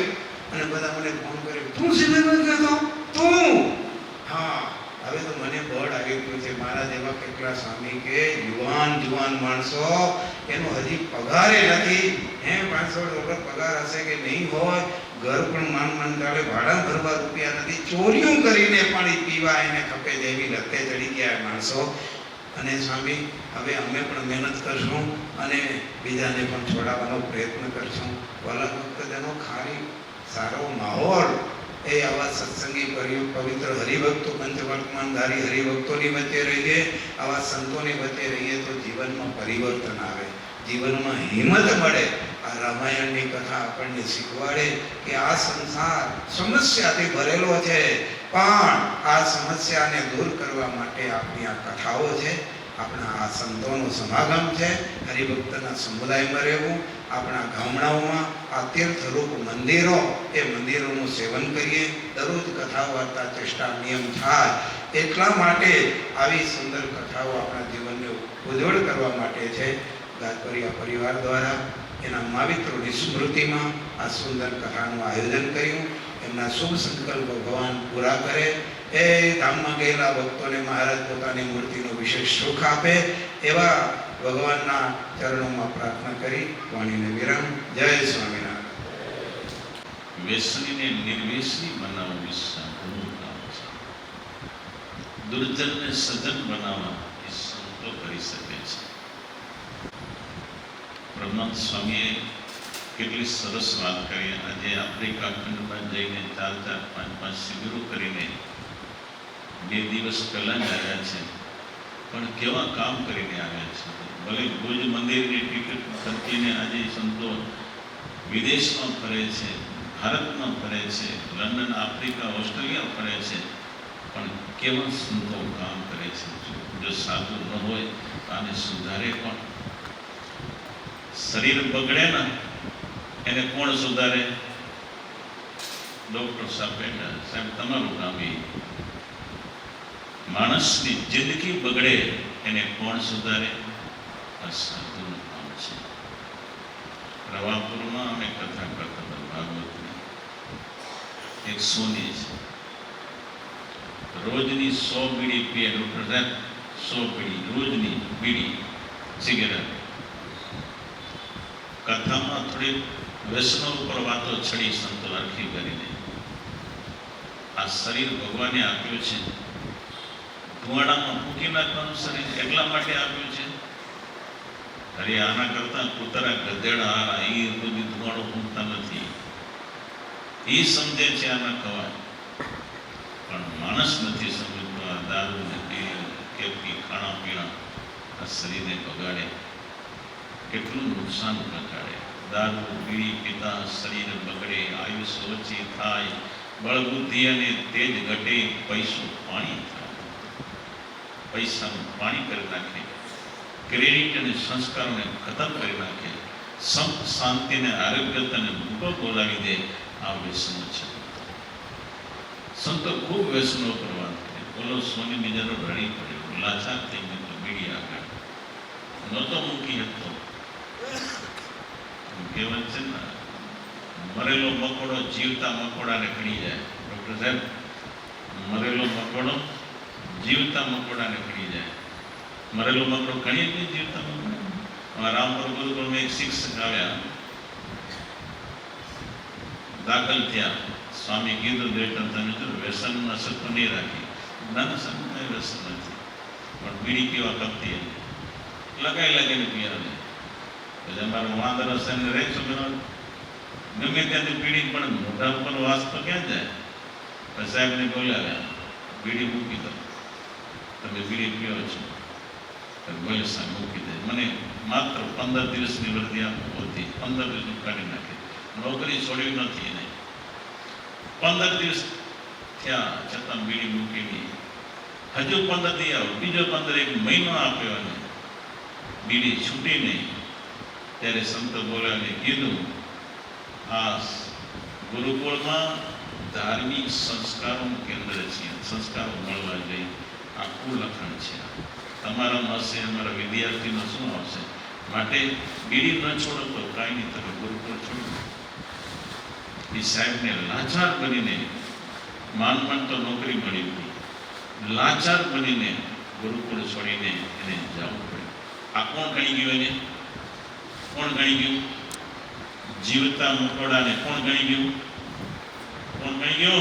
ભાઈ, મરેલો મકોડો ગણી ગયો. બીડી મરેલી કહેવાય, જીવતી કહેવાય. બીડીમાં વજન ગણો કે માનો વજન ગણો, પણ એ બીડી ગણી ગઈ. રવાપુરમાં એ હરિભક્ત સોની છે, 100 બીડી પીતો હતો. સંતો એને એવો પ્રેમથી એને હરકા પીડામાં લીધો ને, નીમ લઈ લીધો. મરી જાવ તો ભલે મરી જાવ, પણ બીડી મોઢામાં ના નાખો. પછી 2 મહિના પછી ભુજ આવ્યો ને, શરીરમાં 4 કિલો લોહી વધી ગયેલું. સ્વામી દયા કરી, મારા શરીરમાં લોહી વધ્યું, પણ મારે ઘરવાળીના શરીરમાં લોહી વધી ગયું. મારી બીડી ગઈ, એમાં કામ થઈ ગયું મારું. આ સંતો જો ન મળ્યા હોત ને, આ શરીરની છેલ્લી ઘડી સુધી પણ આ બીડી મારે તે ન છૂટત. મેં નક્કી કર્યું હતું મરી ગયો તો બહેતર છે, પણ આ બીડી નહીં છૂટે મારાથી. પણ બીડી છૂટી ક્યારે? આ સંત યોગ થયો ત્યારે. આ સંત આ કામ કરે છે. મંદિરથી સંતો જો આજે વિદેશની ધરતીમાં ન ફરતા હોય, આ શિબિરોનું આયોજન જો સંતો ન કરતા હોય, તો આજના જુવાનના વૈભવશાળી આ જમાનામાં આ યુવાનોને કોણ સાચો માર્ગ, સાચો રાહ બતાવશે? આ ભુજ મંદિરના આપણા યુવાન સંતો શું કામ કરી રહ્યા એ જુઓ તમે. ભક્તો, આપણી પાસે આવા ઘણા બધા યુવાન સંતો, ભણેલા વિદ્વાન હોશિયાર છે. આ કામ આજે કરી રહ્યા છે, દેશ વિદેશમાં ફરીને. આજે આપણી પાસે માનવીથી સંતો પધારેલા છે. જો સદગુરુ સ્વામી માધવ પ્રસાદ સ્વામી, જો એના પાગરો તો જુઓ કેવો હોય. એ સાધુ સાધુ આવા સંત એના દર્શન કરશું તો આપણું કામ થઈ જશે. ભજનાનંદી છે, સેવાભાવી છે. એ આ સત્સંગમાં કંઈક એ સ્વામીના હાથે મોટા મોટા મંદિરો ત્યાં છે ગામડાઓમાં. એ મંદિરો કરવાના એ સહેલું કામ નથી. આની પાછળ ઘસાઈ જવું છે. વાગડમાં મંદિર, 24માં મંદિર કરવા બહુ સહેલું છે અત્યારે. એવું પહેલાં અઘરું હતું, પણ વાગડમાં મંદિર કરવા એટલે ઘસાઈ જવું જ પડે. એક માણસો ન મળે, પૈસા ન મળે, પૈસા ને માણસો બધા ભેગા કરીને મંદિર ઊભું કરવું અઘરું કામ છે. પણ માધવ પ્રસાદ સ્વામી આવા કેટલા મંદિરો આગળ કરાવ્યા છે. અત્યારે સાથે શાસ્ત્રી સૂર્યપ્રકાશ સ્વામી પધારેલા છે, તો શાસ્ત્રી સૂર્યપ્રકાશ સ્વામીને કહીશ આવું આ સભામાં હરિભક્તોને આશીર્વાદ દે.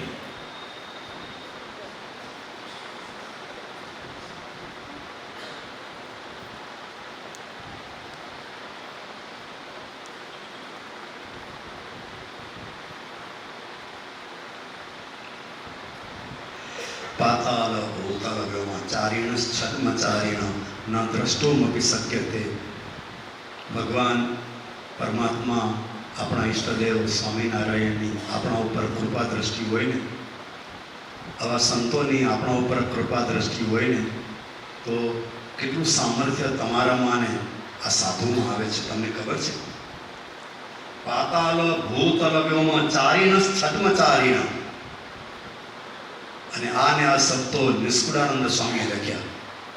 ભૌતિક દેહ ભૌમિ વ્યોમમાં કરે પાણીમાં પાણ પ્રવેશ. આદ્ય રહિત અટકે નહીં નવ રહ્યું આવરણ લેશ. તમને યાદ છે ને પંક્તિ? નથી આવડતી ને? કાંઈ વાંધો નહીં. નિષ્કુળાનંદ સ્વામી એમ કીધું કે મારા ભગવાન સ્વામિનારાયણ એમની દ્રઢ ઉપાસના હોય તો એનામાં કેવું સામર્થ્ય આવે છે કે પાતાલ ભૂતલ વ્યોમ ચારીણ છદ્મચારીણ. કોઈને ખબરે નથી પડતી એવી જગ્યાએ એ ગતિ કરી શકે છે. અને મહારાજે વચનામૃતમાં કીધું કે ભગવાનનું અખંડ ચિંતન કરનારા સાધકમાં એટલું સામર્થ્ય આવે છે કે હજારો ગૌ છેટી વસ્તુ આ હાથે લઈ શકે છે. આ બધું અશક્ય છે ને આપણા માટે, તો આ બધી કલ્પનાઓ છે ને. કારણ એટલું કે હું ને તમે હજી એવી કેટેગરીમાં જઈને ભજન ભક્તિ કરતા નથી. મધ્ય પ્રકરણનું લગભગ હું ભૂલતો ન હું તો 49મો વચનામૃત. મહારાજ કે એમ ભગવાનની મૂર્તિનું ચિંતન કરનારા, ભગવાનના સ્વરૂપનું ચિંતન કરનારા, ભગવાનના ચરિત્રનું શ્રવણ કરનારા, ભગવાનના ચરિત્રનું ગાયન કરનારા, એમને કાળ માયા અને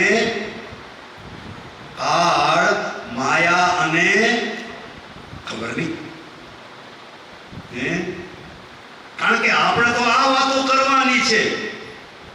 યુવાનોની વાત સુધી હમણાં તો કેવું થઈ ગયું શાસ્ત્રી, લગ્ન કરવાના હોય એટલે સાઈડમાં વ્યવસ્થા રાખવી પડે. તમે સમજી ગયા હશો, બરાબર ને? યુવાનો સમજી ગયા હશે. આ વ્યવસ્થા રાખવી જ પડે. લ્યો મનસુખભાઈ, હા, નહીં તો કોઈ છોકરા જ ના આવે. આપણે અહીંયા હા, પણ આ સભામાં બેઠેલા હોય ને એને એટલું નક્કી તો હોય, એને એટલું નક્કી હોય કે મારે આ નથી કરવું. મારી જાનમાં કદાચ 5 બાપા અને 5 માં હશે તોય મારા લગ્ન થઈ જશે. અને લવ મેરેજમાં ક્યાં કોઈ હોય છે? તો એની જગ્યાએ એરેન્જ મેરેજમાં માત્ર 5 બાપાઓ ને 10 માં હોય તો વાંધો શું? પણ આવી દ્રઢતા ત્યારે આવે કે જે દિવસે તમને ને મને આ ભગવાનનું બળ હોય ત્યારે આવે ભાઈ. એટલે પછી ભાષણ કરતા તો મને બહુ આવડી જાય, અને તમને શીખવાડી દીધા હોય તો તમને પણ આવડી જાય. મોટિવેશન સ્પીકરની આજે દુનિયામાં ખોટ છે ભાઈ. આપણે યજ્ઞમાં બોલાવીએ છીએ ને, લ્યો કોને મોટિવેટ કરવા માટે? આપણી જાતને ને. પણ જ્યાં સુધી તમે ને હું આનાથી મોટિવેટ ના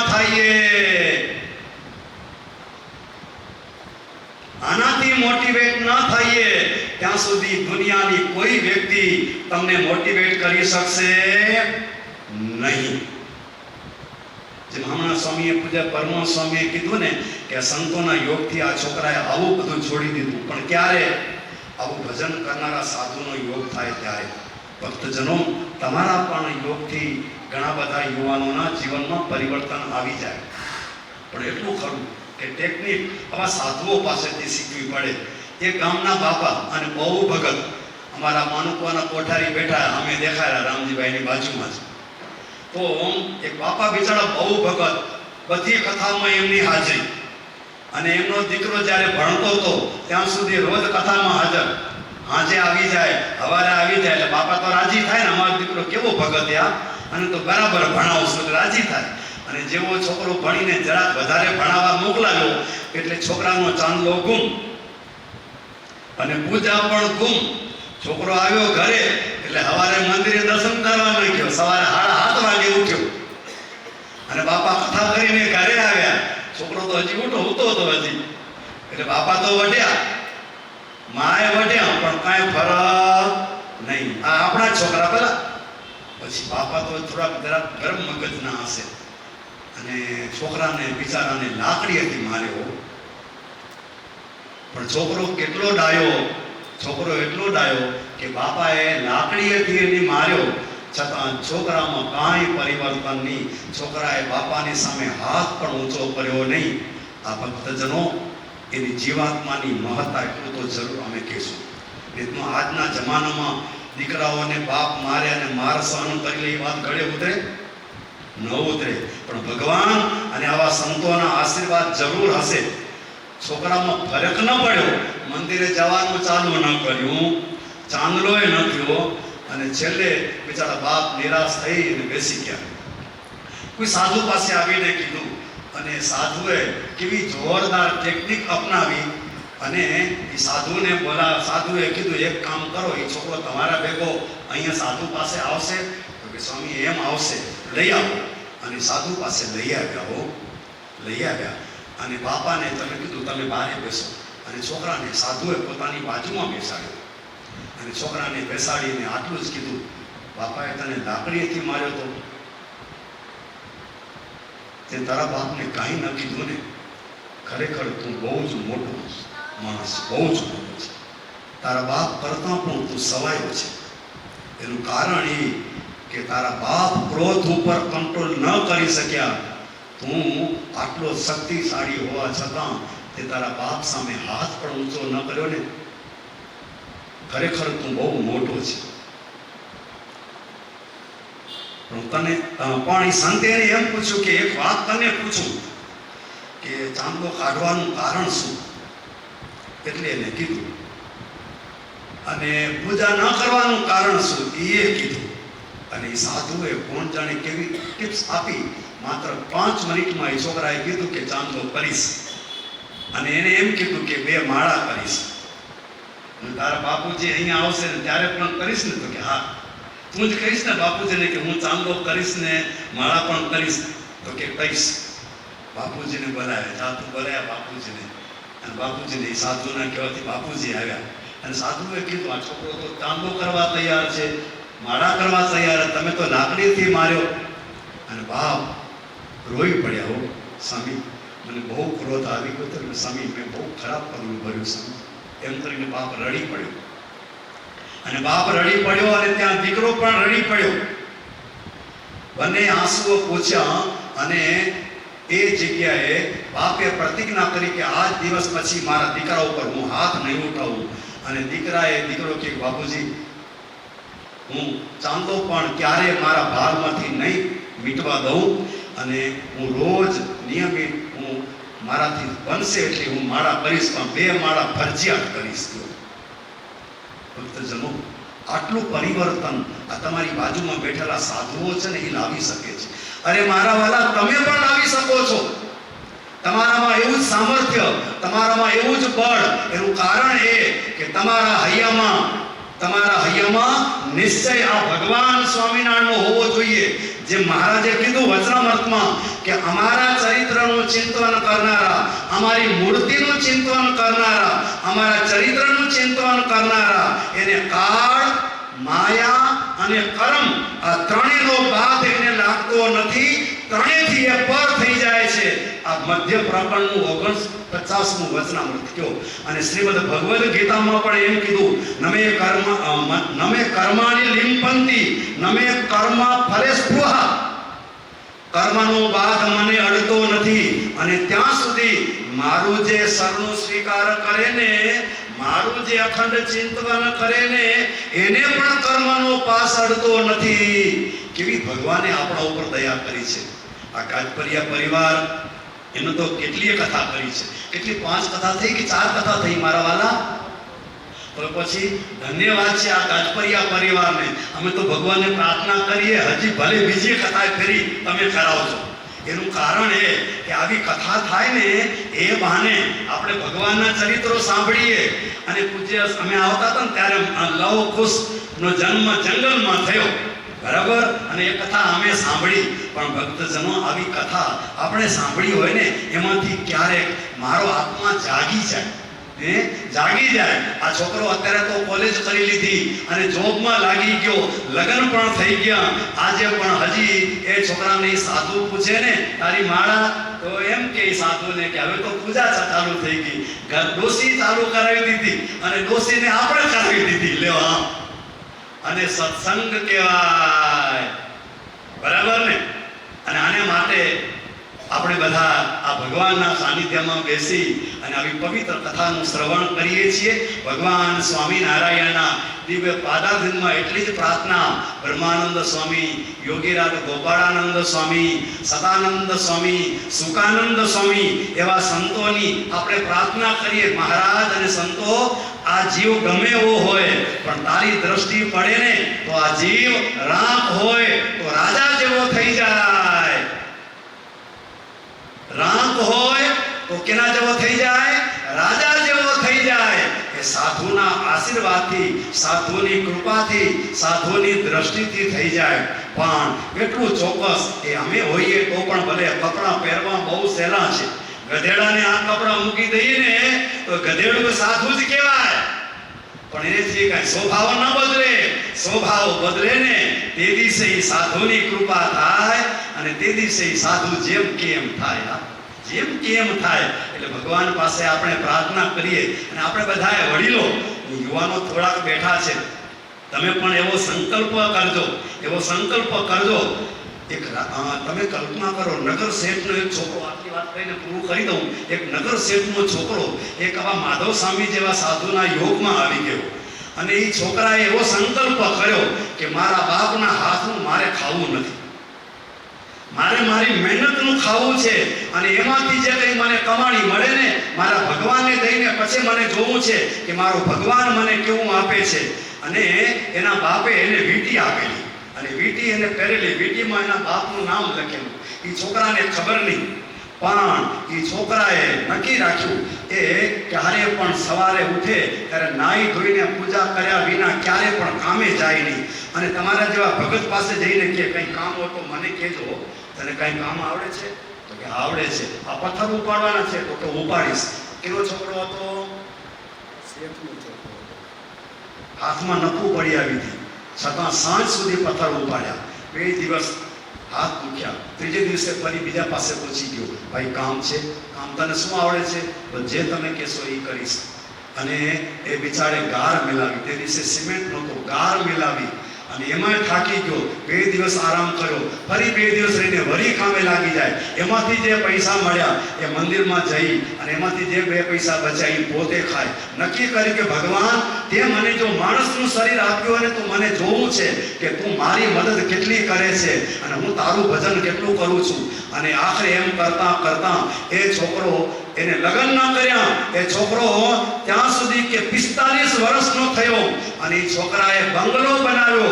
લગ્ન ન કર્યા પણ ઘરની અંદર મંદિર બનાવ્યું. ના એના બાપને કીધું, ના એના પરિવારને કીધું. અને છેલ્લે એની પાસે જે સંપત્તિ હતી ને એ મંદિરમાં સમર્પિત કરી અને એટલું કીધું કે આ વીંટી છે ને એ ત્યાં જઈને એને દેજો અને આટલું કહેજો કે આ વીંટી તમને આપવાનું કહ્યું છે, મારું નામ ન દેજો, એટલું કહેજો કે આ વીંટી એને આપજો. અને એને વિલ કર્યું